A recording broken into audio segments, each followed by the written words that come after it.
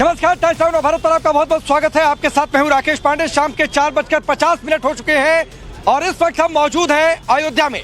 प्रभु राम की नगरी अयोध्या में अगले 4 दिनों तक हमारी मौजूदगी रहेगी और 25 तारीख को जो ध्वजारोहण कार्यक्रम होना है जिसमें प्रधानमंत्री मोदी आ रहे हैं, उस कार्यक्रम की हर एक तस्वीर आपको दिखाएंगे। लेकिन मेरी मौजूदगी है, आप देखिए, रामपथ से होते हुए रास्ता सीधे राम मंदिर को जाता है। जगत गुरु श्री रामानंदाचार्य द्वार पर मेरी मौजूदगी है और थोड़ा बहुत इस गेट को अब सजाया जाना शुरू किया जा चुका है, इसलिए कि प्रधानमंत्री मोदी आएंगे।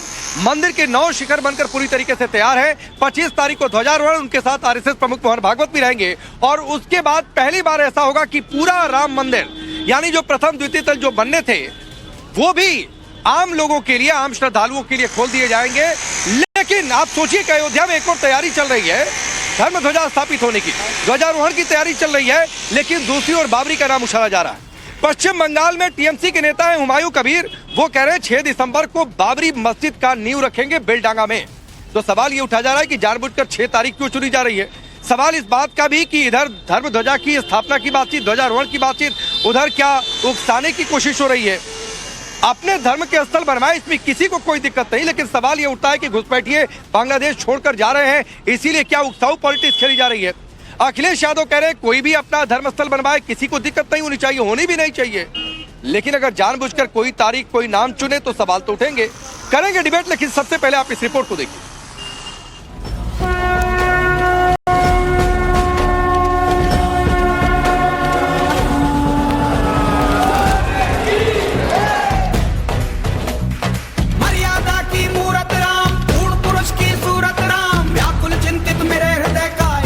अयोध्या फिर से सज रही है। भव्य राम मंदिर पूरी तरह बनकर तैयार हो गया। 25 नवंबर को पीएम मोदी राम मंदिर के शिखर पर धर्म ध्वजा लहराएंगे। पूरा देश एक बार फिर से सनातन की लहर में डुबकी लगाने को तैयार है। लेकिन उससे पहले बाबरी का नाम लेकर माहौल बिगाड़ने की कोशिश की जा रही है। जब से बंगाल में वोटर वेरिफिकेशन की शुरुआत हुई है, अवैध बांग्लादेशी वापस भाग रहे हैं। लेकिन खास वोट बैंक के नाम पर अपनी राजनीतिक रोटी सेकने वालों को दर्द हो रहा है। तभी तो ममता दीदी के विधायक ने वोट बैंक को हवा देना शुरू कर दिया है। बाबरी मस्जिद 6 दिसंबर 2025 शनिवार वहाँ भित्ति स्थापन होगा। 3 साल लगेगा वह खड़ा होने के लिए, तैयार होने के लिए। तो 6 दिसंबर 2025 तो भित्ति स्थापन होगा। वही तो 1 साल पहले मैं यहाँ खड़ा होके बोला, 12 दिसंबर 2024 यहाँ ही खड़ा होके आपको सब लोगों को सामने में वादा किया, मैं ऐलान किया। तो फिर वही 6 दिसंबर आएगी तो उसका दिन ही भित्ति स्थापन होगी। क्या पश्चिम बंगाल की मुख्यमंत्री ममता बनर्जी को आपने बताया है और उनको इनवाइट करेंगे शिलान्यास के? जरूर इनवाइट करेंगे। जनाब का नाम है हुमायूं कबीर, ममता दीदी की पार्टी के विधायक हैं। एक तरफ बंगाल से घुसपैठिए भाग रहे हैं तो वहीं बाबरी मस्जिद को जिंदा करने की कोशिश की जा रही है। तारीख 6 दिसंबर तय की गई। बाकायदा सीएम ममता बनर्जी को बुलाने की तैयारी। इसका मतलब क्या है? किसकी शय पर इस तरह की बयानबाजी की जा रही है, वो भी खासकर उस वक्त जब अयोध्या में राम मंदिर के शिखर पर धर्म ध्वजा लहराने की तैयारी हो रही है। टीएमसी के इस नैरेटिव पर बीजेपी ने करारा प्रहार किया है। एक तरफ भारत के लिए गौरवशाली क्षण है कि भव्य राम मंदिर जो अयोध्या में है उस पे पताका फहराई जा रही है, लेकिन ममता बनर्जी के इशारे पर उनके नेता हुमायूं कबीर कह रहे हैं 6 दिसंबर को पश्चिम बंगाल में बाबरी मस्जिद बनाएंगे, इसका निर्माण होगा। उनके नेता फिरहाद हकीम, जो भारत को पश्चिम बंगाल में एक जगह को कहते हैं ये मिनी पाकिस्तान है, किस तरह से हिंदू विरोधी होकर तुष्टीकरण कर रहे हैं। एक भाई ने जय श्री राम का नारा लगाया पश्चिम बंगाल में। ममता बनर्जी अपनी गाड़ी से उतर के कहती हैं गुस्सा होकर, तिलमिलाकर, तुम्हारी चमड़ी उधेड़ दूंगी।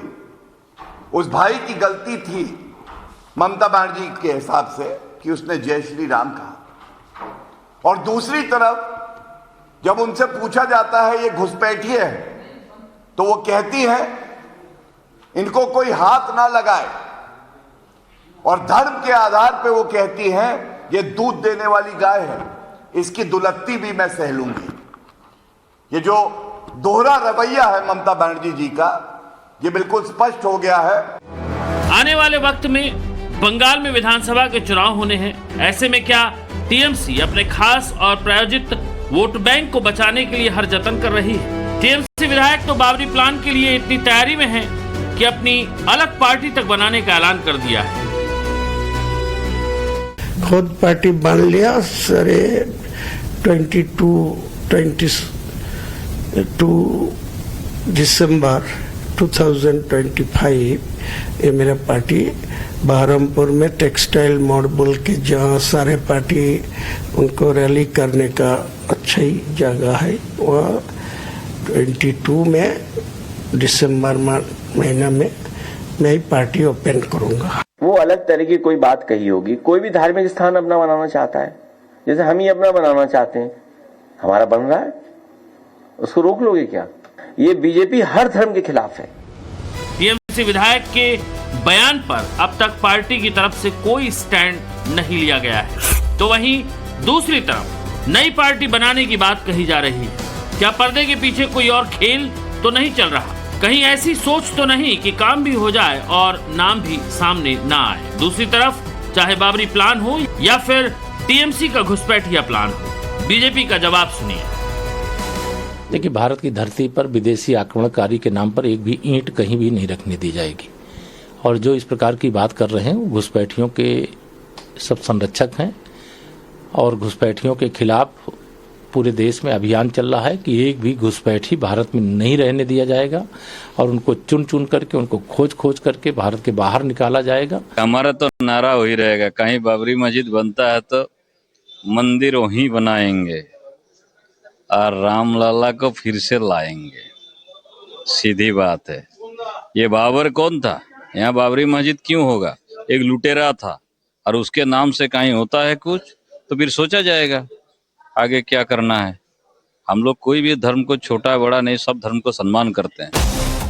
टीएमसी का एक खेल कोई नया नहीं है। पहले भी कई बार खास वोट बैंक को खुश करने के लिए ऐसे नैरेटिव सेट किए गए हैं। लेकिन सवाल है कि जहां एक तरफ एसआईआर हो रहा है और दूसरी तरफ राम मंदिर के शिखर पर पताका लहराने की तैयारी हो रही है, क्या इसीलिए जानबूझकर इस वक्त को चुना गया है? आखिर बाबरी मस्जिद का नाम लेकर टीएमसी किसके सेंटिमेंट्स को भड़काने की कोशिश कर रही है, किसके तुष्टीकरण की कोशिश कर रही है? ब्यूरो रिपोर्ट, टाइम्स नाउ, नव भारत।